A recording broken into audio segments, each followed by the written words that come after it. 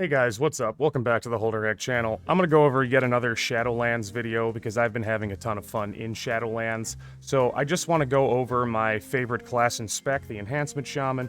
We're going to go over the Covenant choices that I've made, why I've made them, how I feel the Shaman is in questing, in Tourghast, in PvP, in Mythic Plus, in raids, the overall feel and the rotation, and then give you guys my closing thoughts. So if you are one of the many people that, started up an Enhancement Shaman in Classic WoW because of my videos, I hope that this video is going to help you start up an Enhancement Shaman in Shadowlands, because honestly, I don't think I've ever had this much fun playing Enhancement in any version of World of Warcraft other than when you get like a triple crit Wind Fury on some unsuspecting mage in Classic. Like, it's that fun almost all the time.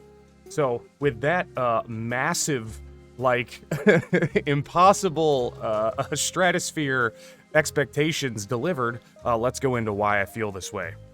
The first thing I'm going to go over are your Covenant choices and why I picked that Covenant. My main goal with this Shaman is to do PvE DPS in raids and Mythic Plus, so I went with Nadja the Mistblade. You get a stacking buff called Thrill Seeker when you go with her, and then at 40 stacks you basically get like a mini Bloodlust for 20 seconds. It's pretty much a no-brainer.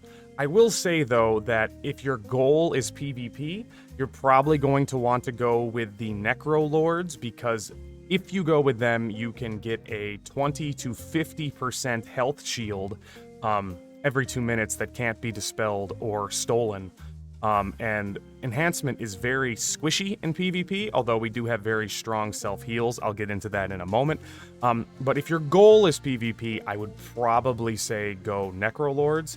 And if your goal is PvE DPS, I would go with the Venthyr, again because of Thrill Seeker and also because of Chain Harvest, which is just an absolutely astonishingly powerful ability that can actually, like, turn the tides in a Mythic Plus. If your party's about to wipe, you throw out a Chain Harvest. Not only does it truck for damage, but it also heals for, like, a lot. Now I'm going to talk about Tourghast, and Tourghast, if you didn't know, is essentially Diablo, the minigame within WoW Shadowlands. It's very fun. You can do it with a party, or you can do it solo. And you essentially go up this endless tower where every floor is a higher difficulty level, but in every floor you also get stacking insane buffs that do things like every time you drop a totem, you drop another random totem. Every totem that's out, you get 5% more damage and healing. Every time you drop a totem, you get 15 seconds of Bloodlust, and you end up with something like, I don't know, 20 to 40 of these powers by the end of the Tourghast run. So you are essentially a one-man raid clearing this place, and it's probably one of the most fun aspects that they put into the game. Enhancement does very well. I've only had one instance of real trouble within Tourghast. Tourghast every week has 2 different wings that opened up. There's quite a few wings, but every week 2 random ones open up. And within those wings, basically, like, the mobs generally do a different gimmick. And there was one wing where if you didn't chain interrupt the mob, it put a stacking healing debuff on you to where you were ended up with like 100% reduced healing. And the Shaman's main way of preservation is self-heal. So if you don't really get good at kicks, then you're not going to do that wing. But you'll be able to figure it out after the first or second time you die because your heals aren't working. And that's another thing that I absolutely love about Tourghast, is that it's almost like a Legion Mage Tower in that it's teaching you how to play your class better every single time you do it. And that's why I also recommend that you do it solo and don't necessarily rely on other people to do Tourghast for you, because it will make you a better player.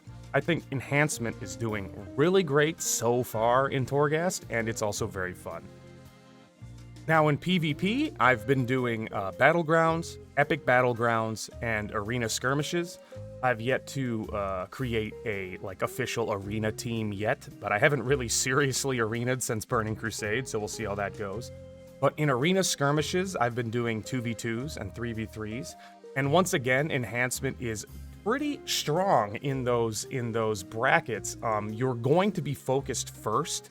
So you're going to have to use your defensive abilities like, Earth Shield and Astral Shift, and you're going to have to, Pillar Hump, if you know what that is. In Arena, basically you're constantly trying to avoid being bursted down. But that also gives your teammates kind of the knowledge, knowing that, well, they're going to go after the Enhancement Shaman. And because they're going to go after the Enhancement Shaman, that means we can focus on the other people. So it's almost like a 2 to 3D chess, maybe 2D chess, just like regular chess. 3D chess is where you're thinking like one step ahead of the other person on a different plane, right? I guess, I don't know. But anyway, you can utilize the fact that people think you're squishy, because you are, to the benefit of your arena team. So, I feel like I've been PvPing quite a bit, and enhancement feels very strong in both of those aspects. I mean, I can't tell you right now if it's like an S tier player in specific comps, but I can tell you the 2s I did, we dominated. The 3s I did, it seemed pretty fair and balanced because you almost go to a hybrid healer support after you end up bursting on somebody. So it's like 15 seconds of burst, then hybrid healer support, and then I don't think most people understand the amount of self-healing Enhance has. So I think that's also very, very good for us, and it's also a way for us to surprise the other team and end up on top in PvP scenarios. In Mythic Plus, so far we've done like a few 6s and 7s and whatnot. You basically become Lil Cleave God X. Like, Shaman AoE is just beautiful with Sundering, Crash Lightning, Storm Strike, Lava Lash, Chain Lightning, Chain Harvest once again with the Venthyr.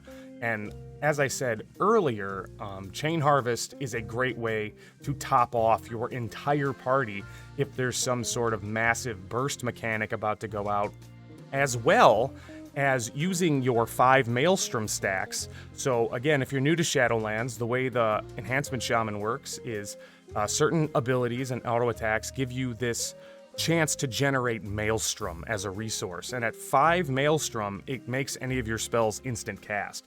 So what I was doing in a lot of instances when we were taking too much damage is you can use those 5 Maelstrom casts to then instant cast chain heals on your group. So you're doing very strong single target and cleave DPS, while then at the same time utilizing Healing Stream and Chain Heal to heal your group.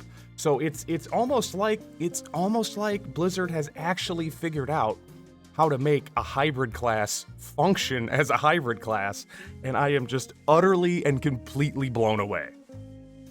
Now we're going to talk about raids. I've done the normal raid and a couple of bosses in the heroic raid, although I pugged the heroic raid, so we're not going to talk about that. But the bosses in the normal raids, Shaman can be in the top 5 DPS of a boss. You could also be number 1, like I was number 1 on Huntsman, due to the cleave damage and due to, proper timing of cooldowns on, mobs that take more damage. So it feels like Shaman DPS is in a very, very good place. I run with the Doom Wins legendary. I've been calling it the Coom Wins legendary because it feels so good when you drop it. I feel like that is the Biss legendary. If you aren't able to get Doom Wins, like it won't drop, then I feel like perhaps the Legacy of the Frost Witch is probably number 2 for you. And using either of those will get you in a very good place DPS-wise. I haven't had to utilize too much raid utility, like no chain heals or anything like that in a raid, obviously, because we're bringing healers, although that aspect of the class could be fairly useful on a fight like Huntsman, where the Sinseeker damage is absolutely absurd, and all the healers are going right before the boss dies. So in raids, I would say Shaman is also very strong. You're going to see a theme with pretty much everything that I've said so far, and that's going to be our kind of closing statement here, is that Shaman, specifically Enhancement Shaman, is in a very, very good place right now in Shadowlands, and I am just having like a stupid amount of fun playing it. And I'm sorry, I know in one of my last videos I had some comments where people were like, well, what does fun mean? what does that mean? Can you quantify what fun means? And I'm like, well, I don't know, dude. Like, my spec is strong in everything I bring it to. In Battlegrounds, in Arena, in Raids, in Mythic Plus, in Duels. Like, I'm having a great time because I feel like as enhancement shamans, in the past couple of expansions in World of Warcraft, like, we've been pretty bad. And I think that's pretty universally understood. So coming into this expansion, being like this viable and this strong in every aspect, it feels like you're like Goku coming out of the hyperbolic time chamber, dude. Like, we have been so bad for so long wearing like ankle weights and wrist weights and weighted clothing, and we just took all of that off, and now it's time to show the world what like Super Saiyan 2 looks like, man. I don't know. That's my analogy for you. I hope it resonates with you. But that is beyond a shadow of a doubt, like how it feels playing enhancement in Shadowlands. And with that, I hope this video has gotten you as excited as I am. I hope to see you guys in the Shadowlands. Like I said in my last video, I am 100,000,000% down to do mythics with you guys, to do PvP with you guys, to do arenas with you guys. I want to grow this community. And I want you guys to feel a part of this community. Join the Discord. We got a whole retail section in there now. We're talking about enhancement in retail, elemental in retail, resto in retail. By the way, elemental and resto also very strong right now.